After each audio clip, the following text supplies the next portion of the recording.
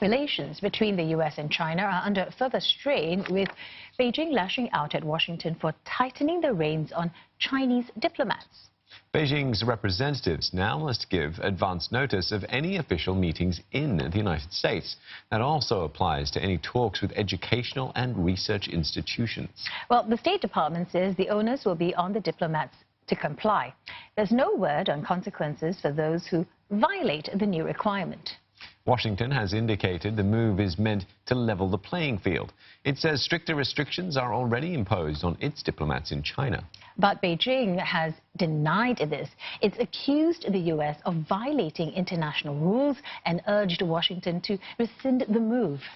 Lynette Lim with the details. The U.S. says that currently, on top of notifying the Chinese government, its diplomats must get permission from the Chinese government when they plan to hold meetings with Chinese people and officials. When asked about this in a regular press briefing on Thursday, China's Foreign Ministry spokesperson Geng Shuang described the U.S. assertion as baseless.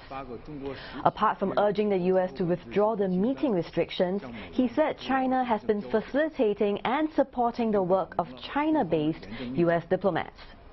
Earlier, China's embassy in Washington said that the restrictions were in violation of the 1961 Vienna Convention on Diplomatic Relations.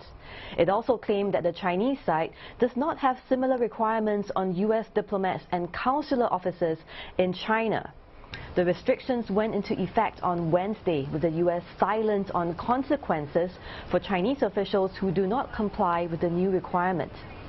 This latest move marks a further escalation of the conflict between the U.S. and China.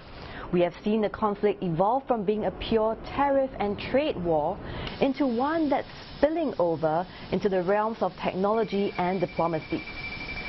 Before this, the U.S. had slapped visa restrictions on Chinese officials for what they have described as human rights abuses in Xinjiang. Visa restrictions have also been imposed on Chinese scholars over U.S. concerns of intellectual property theft. Lynette Lim, CNA, Shanghai.